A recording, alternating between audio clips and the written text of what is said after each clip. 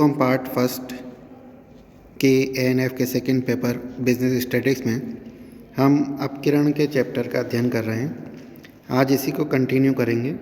इससे पूर्व के वीडियो में हमने मीन डेविएशन इन इंडिविजुअल सीरीज़ में किस प्रकार से कैलकुलेशन की जाती है इसको इस पर अध्ययन किया था। आज हम डिस्क्रीट सीरीज़ में किस प्रकार से मीन डेविएशन की गणना करेंगे इसको समझते हैं। जैसा कि हम जानते हैं कि मीन डेविएशन हम मीन से यानी अरिथमेटिक मीन से, मीडियन से और मोड से, इन तीनों केंद्रीय प्रवृत्ति के मापों से गणना कर सकते हैं।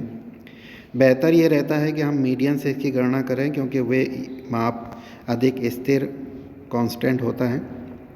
अगर हम समांतर माध्य से निकाल लें तो इसका जो फार्मूला है it is delta X bar is equal to sigma F, फिर मॉड्यूलर ब्रैकेट है डी एक्स बार मतलब अरिथमेटिक मीन, उसमें एन का भाग देंगे हम। इसी प्रकार से जब मीडियन से ज्ञात करेंगे तो डेविएशन फ्रॉम मीन, और इसी प्रकार से जब मॉड से करेंगे तो डेविएशन फ्रॉम मॉड, इसको हमें लेना है। इसमें जो फार्मूले में जो हम जो देखें तो जो वर्किंग हमको करनी है, सबसे पहले हमें फाइंड आउट करना है कोई भी एक एवरेज। जैसे मान लीजिए अगर आपको प्रश्न में नहीं कहा गया हो तो मीडियन से करना है, और अगर प्रश्न में कह रखा है आपको कि मीन, मॉड और मीडियन तीनों से गणना करनी है तो तीनों से गणना करनी पड़ेगी। तो तीनों के माप आपको ज्ञात करने पड़ेंगे। उसके बाद हम उन मापों से यानी उस एवरेज से डेविएशन कैलकुलेट करेंगे। उसके बाद हमारा जो होता है वर्किंग के उन डेविएशन वैल्यू को हम उनकी जो रेस्पेक्टिव फ्रीक्वेंसी है उससे मल्टीप्लाई करेंगे। उसके बाद उनके टोटल कर लेंगे, यानी एफ डी एक्स की टोटल करेंगे, उसमें एन का भाग देंगे तो मीन डेविएशन आ जाएगा। एक सिंपल सा इलस्ट्रेशन लेते हैं और कैलकुलेशन करते हैं कि भाई किस तरीके से मीन डेविएशन कैलकुलेट किया जाएगा। तो यहाँ पर ये एग्जांपल दिया है, आपसे कहा गया है कि calculate mean deviation of the following data from arithmetic mean, median and mod. तीनों से ही गणना करनी है, साइज़ दे रखी है और उसकी फ्रीक्वेंसी। हम जानते हैं कि डिस्क्रीट सीरीज़ में हमें x की वैल्यू दी जाती है और उसके समानांतर उसकी फ्रीक्वेंसी भी दी जाती है। हम गणना करेंगे, सबसे पहले केंद्रीय प्रवृत्ति के माप ज्ञात करेंगे तो टेबुलेशन करेंगे, साइज़ लिख देंगे, फ्रीक्वेंसी लिख देंगे। डायरेक्ट मेथड से हम अरिथमेटिक मीन की गणना करते हैं तो x को f से मल्टीप्लाई कर देते हैं। तो फर्स्ट में हम 4 2 8 लिखेंगे। इसी प्रकार से 6 को 1 से मल्टीप्लाई करेंगे 6, 8 को 3 से करेंगे 24, 10 को 6 से करेंगे 60, 12 को 4 से करेंगे तो 48, 14 को 3 से करेंगे तो 42 एंड 16 को 1 से करेंगे तो 16। इन सब का हम टोटल समेशन ज्ञात करेंगे तो 204 आ जाएगा। हम अरिथमेटिक मीन कैलकुलेट कर लेंगे। Arithmetic mean is equal to sigma F X oblique N. यहाँ पर एफ एक्स हमारा निकला है 204, सिग्मा एफ एक्स 204 है, और हमारा एन जो है यहाँ पर फ्रीक्वेंसी का टोटल है इट इज़ एन 20। इस 20 का हम भाग देंगे तो हमारा जो अरिथमेटिक मीन आएगा इट इज़ 10.2। उसके नेक्स्ट हमारी मीडियन की कैलकुलेशन करना है।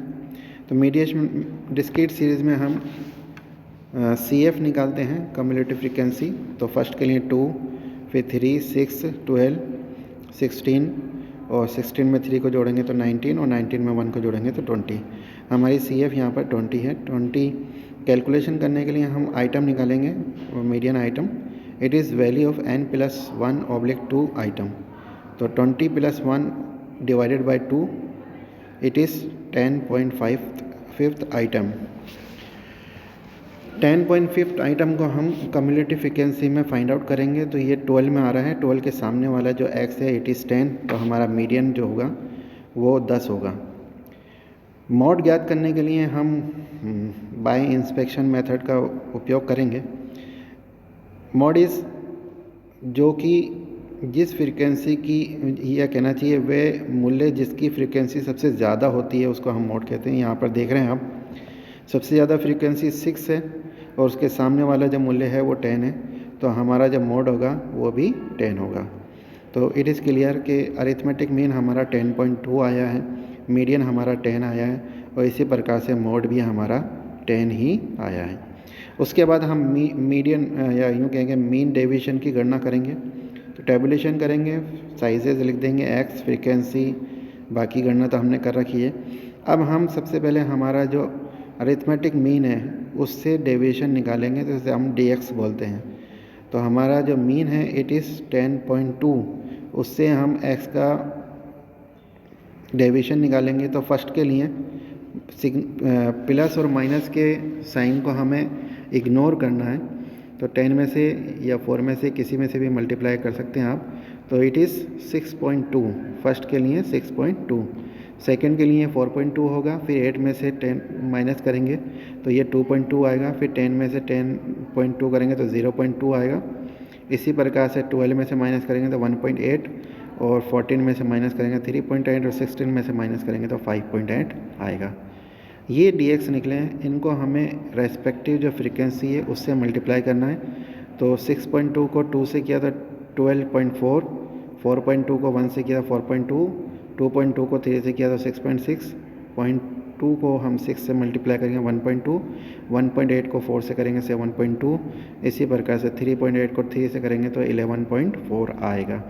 5.8 को 1 से मल्टीप्लाई करेंगे तो 5.8 आएगा। हम इन सब का सम्मेशन ज्ञात कर लेंगे, इट इज़ 48.8। हमारा मीडियन और मोड एक ही है, तो हम dm/dz मोड ज्ञात कर लेंगे। 4 में से 10 गए तो 6, उसके बाद नेक्स्ट के लिए 4, 2, और 10 में से 10 गए तो 0। इसी प्रकार से 12 में से 10 गए 2, 14 में से 10 गए 4, और 16 में से घटाएंगे तो इट इज़ 6। दोनों के लिए सेम ही है, हम इस रेस्पेक्टिव जो फ्रीक्वेंसी है उससे इसको मल्टीप्लाई करेंगे। तो 6 2 × 12, 4 1 × 4, 2 3 × 6, और 6 को 0 से करेंगे 0, 4 2 × 8, और 3 4 12, और 6 को 1 से करेंगे तो 6। हम इनका सम्मेशन ज्ञात करेंगे, इट इज़ कम्स 48। अब आगे की प्रक्रिया कि हम मीन डेविएशन फ्रॉम मीन, तो जो फार्मूला है सिग्मा एफ मॉड्यूलर ब्रैकेट में dx बार/ n। तो 48.8 में हम 20 का भाग देंगे तो 2.44 आएगा। अगर हम इसका कोफिशिएंट निकालें तो हमारा जो मीन डेविएशन है उसमें हम जो मीन है अरिथमेटिक मीन उसका भाग दे देंगे तो इट इज़ 0.239 आएगा। इसी प्रकार से मीन डेविएशन फ्रॉम मीडियन के लिए सिग्मा एफ dm की गणना करेंगे, 48 ही है, तो 48 में 20 का भाग देंगे, कोएफिशिएंट ऑफ dm आएगा 0.24। इसी प्रकार से मॉड में भी ये 0.24 आएगा। ओके, तो डिस्क्रीट सीरीज़ में इसी प्रकार से गणना की जाती है। अगर मान लीजिए कंटिन्यूस सीरीज़ हो तो उसमें भी फार्मूले आपके यही रहते हैं, गणना की विधि भी यही रहेगी।